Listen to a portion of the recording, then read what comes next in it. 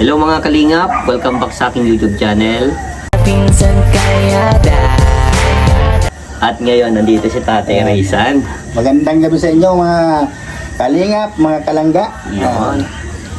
Napapansin ko tatay, mukhang masayang-masaya ka ngayon. Ay, siyempre, Bakit? Anong dahilan tayo? siyempre, may bagong opportunity nagdating sa anak. Wow, palakpakan. Talaga? At least, Kahit sino magtatay, magiging masaya dahil kahit huwag natin naging masaya na yung anak ko. yun. Sabi yan! Kumbaga, malaking bagay o malaking oportunidad yung dumating para kay Rachel. Ano? Oo naman. So, ikaw bilang tatay ay sobrang nagagalak, natutuwa tayo dahil sa nangyayari sa anak mo. Oo, kasi andyan pa rin yung tiwala nila sa anak ko. Yun. Hindi sila nagbabago sa tiwala nila sa langga nila. Yun. So, ngayon tay, ano yung masasabi mo dahil nagsisimula na si Rachel na may makilala ng iba't ibang tao na gano'n, na may mga business na talagang inaano si Rachel maging affiliate, nag-ano ng ganung product. Ganun na nga. Salamat ako sa kanila kasi hindi sila dadalawang isip na kunin sila na maging parte ng kanilang Negosyo, ganun, negosyo. ano. Salamat ako sa kanila at dahil sa kanila mayroon ng trabaho naman yung anak ko. At alam mo, papasalamat din ako sa anak ko yan kasi ako wala man akong trabaho. Siya na lahat. At proud akong masyado siya sa anak ko. Alam mo, sa panganay ko niya, siya, sa kanya lahat ang kumbaga sa dapat ako pero ginagampanan niya na lahat. Kasi mas naiintindihan kasi ni Rachel yung kalagayan mo tatay. Kaya mahirap may mangyari sa iyo. Di paano sila? Sino mag-aaruga sa kanila? Wala namang ibang matanda dito kundi ikaw na lang tatay. Kaya masaya ako para sa anak ko. Kasi pag uwi niya nung isang araw, masaya siya. Wow. May trabaho na ako. Masaya siya. Nakangiti siyang umuwi sa bahay nung paggaling niya doon sa daan. Hindi na malungkot ano. Yan ang maganda dun. Isang bagay na yun na pagkakataon para kay Rachel yun. At saka yung tatay, yung nangyari kay Rachel na yung magandang oportunidad na yun, dagdag income pa yun para kay Rachel. At saka kumbaga malaking tulong yun para kay Rachel at sa inyong pamilya tayo. Oo naman. Yung mga pangangailangan, makakapadagdag pa yun. Kaya yung mga ganong bagay ay nagpapasalamat natin lagi yan kay Lord. Kaya lagi nga ako nagpapasalamat sa Panginoon natin. Kaya hindi naman binibigyo ng Panginoon yung hinihiling ko lagi na bigyan niya ng tibay ng loob yung anak ko, yung mga anak ko, mga gabayan niya sa pag-aaral ng mga anak ko. At saka saan man sila magpunta, andyan, hindi sila pinababayaan ng Panginoon natin na tuwing gabi, kahit bira ako magsimba, nagdadasal ako kasi para sa mga anak ko, para sa mga kapatid ko, mga nagmamahal sa amin, dinadamay ko na sila. Sana lagi silang malakas. Kasi kung hindi man dahil sa kanila, wala man tayo, wala man yung anak kong salamat ako sa mga viewers na sobrang nagmamahal. Lalo na sa iyo, mga nagmamahal na viewers sa iyo. At saka pati sila Rab, sobrang din ako nagpapasalamat sa kanila. Kasi hindi nila nakalimutan yung anak ko. Kasi mayroon dyan ng caption na parang namimiss din ni Kalinga Prab. Siyempre dating tinulungan mo si Rachel. Nakikita ni Kalinga Prab yung pag-asenso ni Rachel.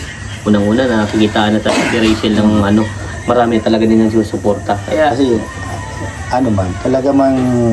talagang hindi man bilang ama ko, talagang masasabi ko man talaga na nagsusumikap yung anak ko para sa mga kapatid niya, para sa pamilya niya, buong pamilya niya. Hindi naman susumikap siya para kung sa ano lang. Para sa lahat. Hindi para sa luho lang niya. Para pagdating ng araw, yung mga kapatid din niya, parehas silang ano. May angat para magkaroon ng magandang buhay ba? Bilib ako sa panganay ko. Siyempre, ano tayo yan, yung mga nangyayari kay Rachel kasi tayo, depende yan sa magulang kung paano palaki ng anak. Kaya siguro yung tibay, yung diskarte ni Rachel naman sa inyo, sa magulang, yun yung mga maganda. So ano tayo yung, ano masasabi mo yung nagkita si Kalinga Prab si Rachel? Ano nga, Anong reaction mo doon tayo? Siyempre, di ba? siyempre, yung mga, yung na-vlog mo kami simula, Po. inano mo kami doon, Repair, opo. naging Kalingap Angel siya, Po. ilang taon na ang lumipas, ngayon ay nagkasama sila ulit. Masaya ako kasi nagkita sila ulit. Dapat nga kasama ako doon.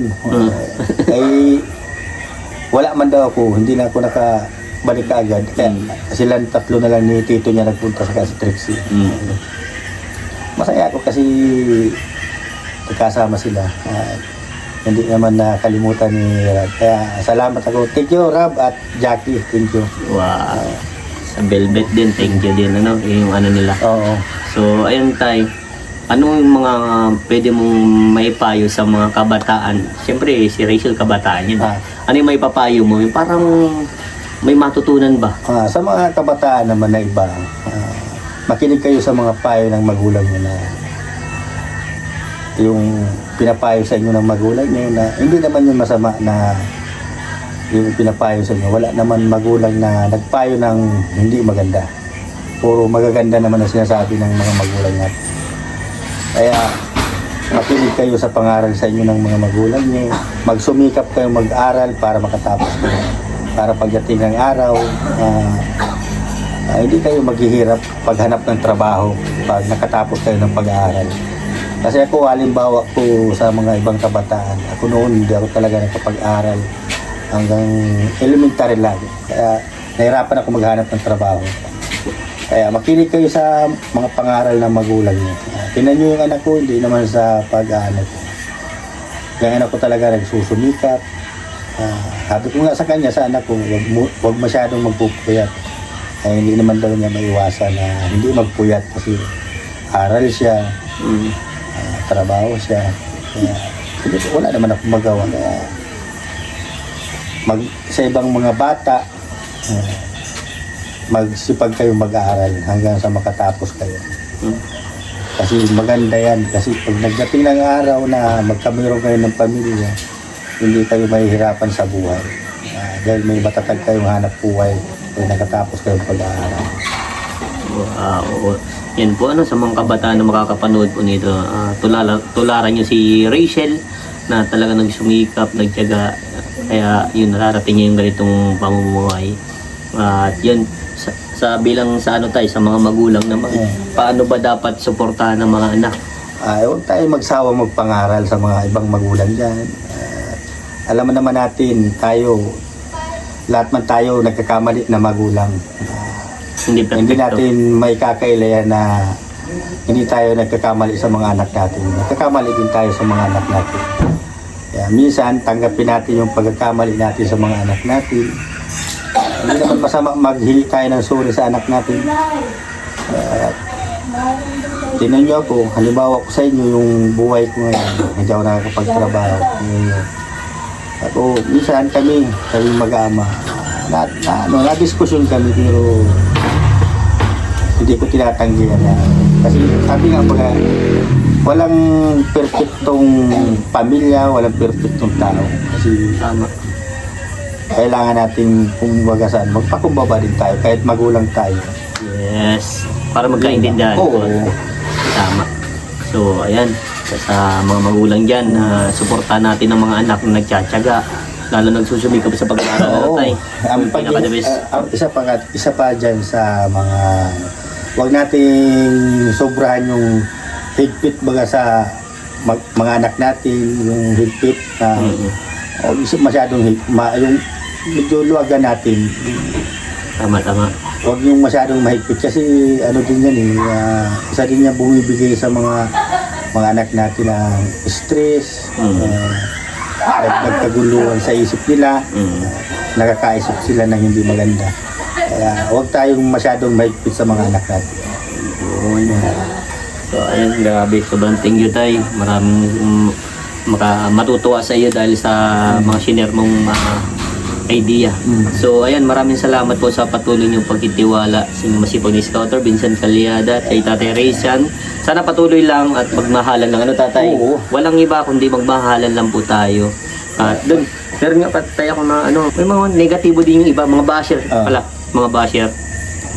May basher doon na tingnan ko na yung picture. May nagchat sa akin eh. Oo. Pero ininda ko na tayo. Kasi hindi na yung kasi kung supporter yun, maintindihan. Oo. Pero kung hindi supporter, basher yun. Kasi sa akin, ang ko man yan, hindi na kailangan magtanong ng ganyan. Kung talagang supporter yan. Yan. Hindi dapat sila mag-isip ng hindi maganda kung nagsusuporta talaga sila. Kasi nagsuporta ka pa kung maghihinala ka man hindi. Diba? Opo, tama. Bigyan nyo luwagan nyo yung sinasabing tiwala nyo sa sinasabi nyong langga.